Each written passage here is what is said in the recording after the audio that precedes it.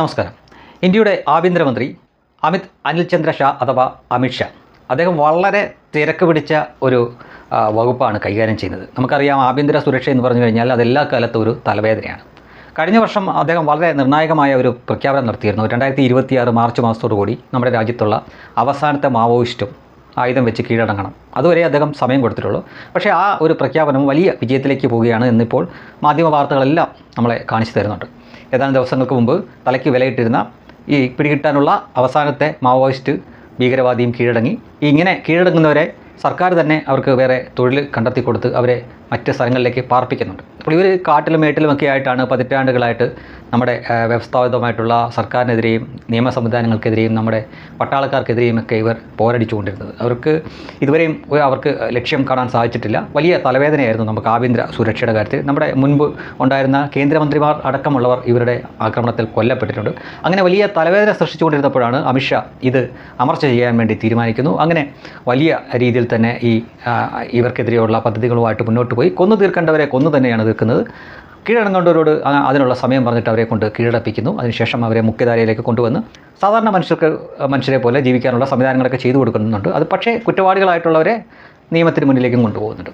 അപ്പോൾ ഈ മാർച്ച് മാസത്തോടു കൂടി അദ്ദേഹത്തിന് കുറച്ച് ഒന്ന് ആശ്വാസം വരികയാണ്. കാരണം ഈ തിരക്ക് പിടിച്ച ഒരു വകുപ്പാണ് അദ്ദേഹത്തിന്. പക്ഷേ അദ്ദേഹം ആ തിരക്ക് തന്നെയാണ് ഇഷ്ടപ്പെടുന്നതെന്ന് തോന്നുന്നു. മാവോയിസ്റ്റുകളുടെ ഭീഷണി അവസാനിക്കുമ്പോൾ എത്രയോ പതിറ്റാണ്ടായിട്ട് ഇന്ത്യ നേരിടുന്ന മറ്റൊരു വലിയ ഭീഷണിയുണ്ട് ഇവിടെ. അത് പക്ഷേ ആഭ്യന്തര ഭീഷണി മാത്രമല്ല, ദേശീയ തലത്തിലും അന്തർദേശീയ തലത്തിലുമൊക്കെ എല്ലാവർക്കും അത് ഭീഷണി തന്നെയാണ്. ഇസ്ലാമിക തീവ്രവാദം എന്നതാണ്. അതിനൊരു പുതിയ നയം കൂടി പ്രഖ്യാപിക്കുകയാണ്. മാവോയിസ്റ്റ് ഭീഷണി ഒഴിഞ്ഞു പോകുന്നു എന്നത് സത്യമാണ്. പക്ഷേ അപ്പോഴേക്കും അദ്ദേഹത്തിൻ്റെ മുഴുവൻ ശ്രദ്ധ മറ്റൊരു തീവ്രവാദ കൂട്ടരുടെ മേലേക്ക് പൂർണ്ണമായിട്ടും കേന്ദ്രീകരിക്കാൻ പോവുകയാണ്. പ്രഹാർ എന്നൊരു പുതിയ നയം കൂടി ഇന്ത്യ പ്രഖ്യാപിച്ചിരിക്കുന്നു. ഇന്ത്യയുടെ ആഭ്യന്തര സുരക്ഷയിൽ പുതിയ മാറ്റങ്ങൾ. എന്താണ് പ്രഹാർ നയം?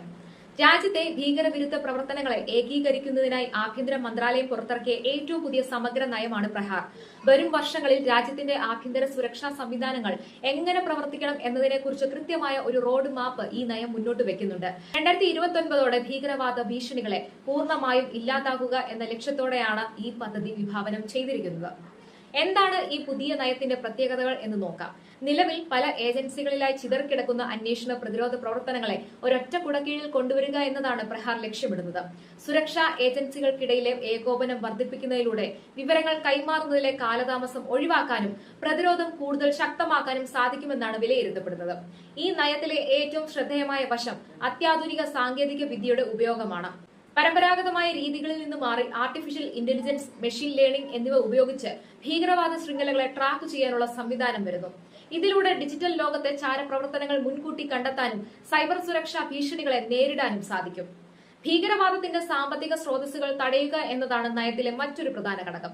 അന്താരാഷ്ട്ര തലത്തിലുള്ള റിപ്പോർട്ടുകൾ സൂചിപ്പിക്കുന്നതുപോലെ ഹവാല ഇടപാടുകൾ, വ്യാജ കറൻസി ശൃംഖലകൾ എന്നിവ ഭീകരവാദത്തിന് വലിയ രീതിയിൽ വളമാകുന്നുണ്ട്. ഇതിനെതിരെ കർശനമായ നിരീക്ഷണവും നടപടികളും ഉറപ്പാക്കുന്നതിലൂടെ അത്തരം പ്രവർത്തനങ്ങളുടെ വേരറുക്കാൻ ഏജൻസികൾക്ക് കൂടുതൽ കരുത്ത് ലഭിക്കും. അതിർത്തി സുരക്ഷയിൽ കൊണ്ടുവരുന്ന വിപ്ലവകരമായ മാറ്റങ്ങളും പ്രഹാറിന്റെ ഭാഗമാണ്. ലേസർ അധിഷ്ഠിത സെൻസറുകളും സ്മാർട്ട് ഫെൻസിംഗ് സംവിധാനങ്ങളും അതിർത്തികളിൽ സ്ഥാപിക്കുന്നത് വഴി നുഴഞ്ഞുകയറ്റം പരമാവധി കുറയ്ക്കാൻ സാധിക്കും. ഇത് സൈന്യത്തിന്റെ ജോലിഭാരം കുറയ്ക്കാനും സാങ്കേതിക വിദ്യയുടെ സഹായത്തോടെ നിരീക്ഷണം കുറ്റമറ്റതാക്കാനും സഹായിക്കും. ദേശീയ സുരക്ഷാ ഡാറ്റാബേസ് രൂപീകരണമാണ് ഈ നയത്തിന്റെ മറ്റൊരു നട്ടെല്ല്. ഓരോ സംസ്ഥാനത്തെയും പോലീസ് സേനകളെ കേന്ദ്ര അന്വേഷണ ഏജൻസികളുമായും തത്സമയം ബന്ധിപ്പിക്കും. കുറ്റവാളികളെ കുറിച്ചുള്ള വിവരങ്ങൾ ഉടനടി കൈമാറാൻ കഴിയുന്നത് വഴി അന്വേഷണങ്ങൾക്ക് കൂടുതൽ വേഗത്തിലാക്കാൻ സാധിക്കുമെന്നത് ഭരണപരമായ വലിയൊരു നേട്ടമാണ്. തീവ്രവാദത്തിലേക്ക് യുവാക്കൾ ആകർഷിക്കപ്പെടുന്നത് തടയാൻ സാമൂഹികമായ ഇടപെടലുകളും ഈ നയം നിർദ്ദേശിക്കുന്നുണ്ട്. ഇന്റർനെറ്റിലൂടെ പ്രചരിക്കുന്ന തീവ്ര ആശയങ്ങളെ പ്രതിരോധിക്കാനും യുവതലമുറയെ ബോധവൽക്കരിക്കാനുമുള്ള പ്രത്യേക പദ്ധതികൾ ഇതിന്റെ ഭാഗമായി നടപ്പിലാക്കും.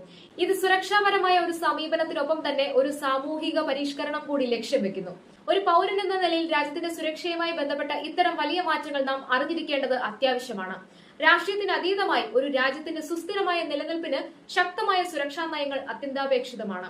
2029 ലക്ഷ്യമിട്ട ഫലങ്ങൾ കൈവരിക്കാൻ ഈ സംവിധാനങ്ങൾക്ക് സാധിക്കട്ടെ.